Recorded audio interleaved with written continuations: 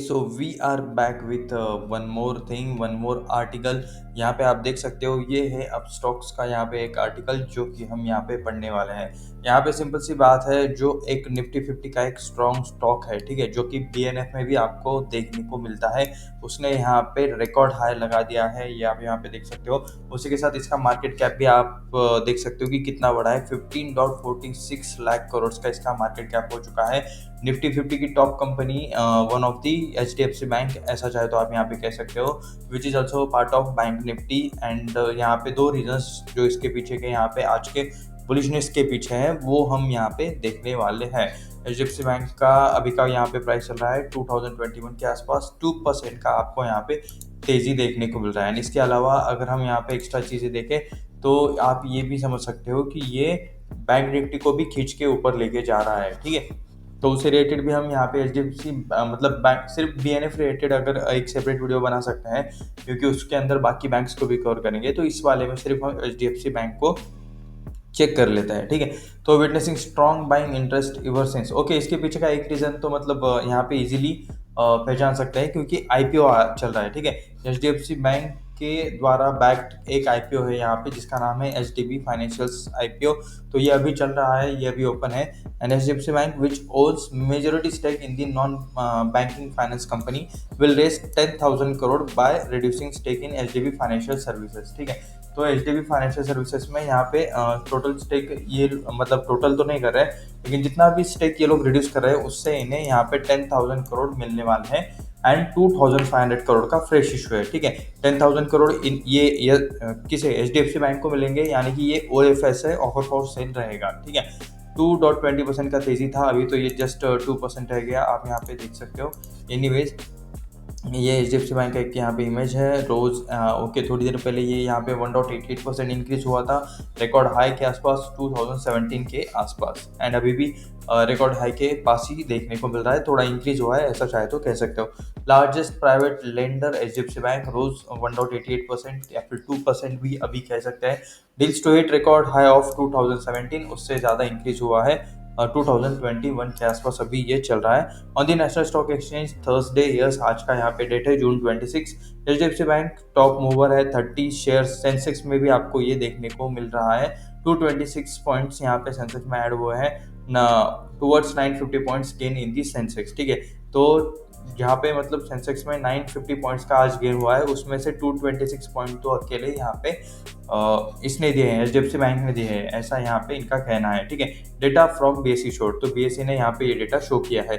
Stock has been witnessing buying momentum ever since share sell off its arm HDB financial services, ठीक है। तो HDB के जब से इन्होंने यहाँ पे शेयर बेचना मतलब ये किया है, जैसे ही न्यूज़ आई थी कि ये HDB में अपना कुछ स्टेक बेच रहे हैं IPO के जरिए, ऑफर फॉर सेल के जरिए, तो वहाँ से लेकर अब तक यहाँ पे स्टॉक में इंक्रीज होते हुए देखने को मिल रहा है, ऐसा इनका कहना है। और यहाँ पे क्या चीज़ें हो सकती है, witnessing strong buying interest, okay. यहाँ पे HDB का यहाँ पे फाइनेंशियल IPO में ये लोग शेयर कर रहे हैं। HDB bank which owns majority stake in non banking finance company, okay, 10,000 crore इन्हें यहाँ पे मिलने वाले हैं, सही बात है। In HDB financial services pre IPO HDFC bank held 94.36%, ये कुछ इंपॉर्टेंट चीज़ है, ठीक है। अब प्री IPO के मतलब IPO से पहले 94.36% HDFC बैंक होल्ड करता था HDB फाइनेंशियल्स में। उसके बाद आप यहाँ पे देख सकते हो, after the IPO HDFC bank stake in the company will be down to 74.19%, 74.19%, यानी कि मान लेते हैं अप्रॉक्स 20% हिस्सा ये अपना यहाँ पे बेचने जा रहे हैं, और वो ऑलमोस्ट 10,000 करोड़ के लिए। HDB financial services raise 3,369 crore from anchor investors including BlackRock funds ने भी यहाँ पे इन्वेस्ट किया है। LIC का नाम देखने को मिलता है, life insurance corporation of India, and Norway's sovereign wealth fund ahead of the IPO। तो ये कुछ यहाँ पे नेम्स हैं जिन्होंने एंकर बुक यहाँ पे भरी है, ठीक है। HDB financial services is selling shares in the price band of 700 to 740 पर शेयर।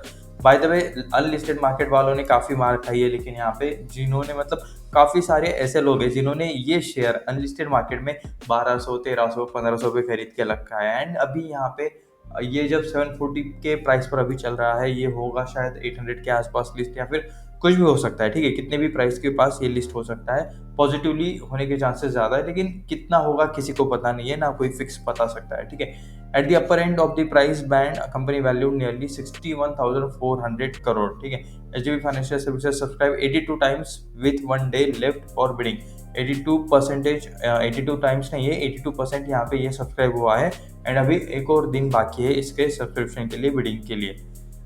तो company public utilise proceed from fresh issue tier 1 capital base में यहाँ पे इन्हें इनका एक्सपांशन करना है। Will support further capital needs including additional lending support business growth.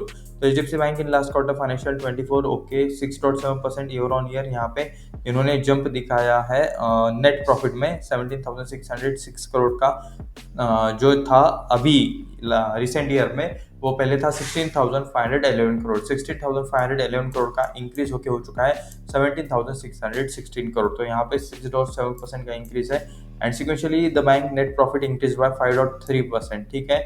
Net profit की ये लोग बात कर रहे हैं Q3 FY25 यानी कि Q3 क्वार्टर की यहाँ पे बात चल रही है ना।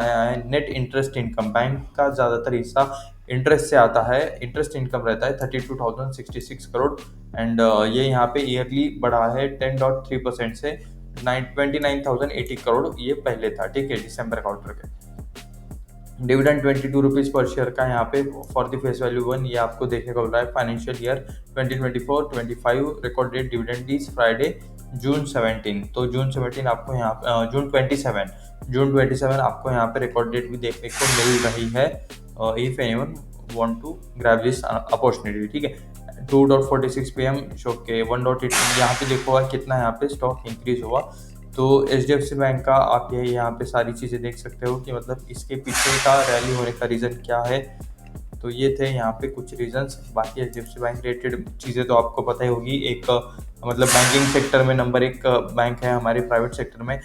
22 का पी चल रहा है। अगर यहाँ पे ये देखोगे बीएससी सेंसेक्स में ये है, निफ्टी 50 में ये है, बीएससी 500, बीएससी 100, बीएससी 200 एंड इसके अलावा और काफ़ी इंडेक्स है जिसके अंदर यहाँ पे आपको एचडीएफसी बैंक ऐड होती हुई देखने को या फिर ये आपको देखने को मिलेगी।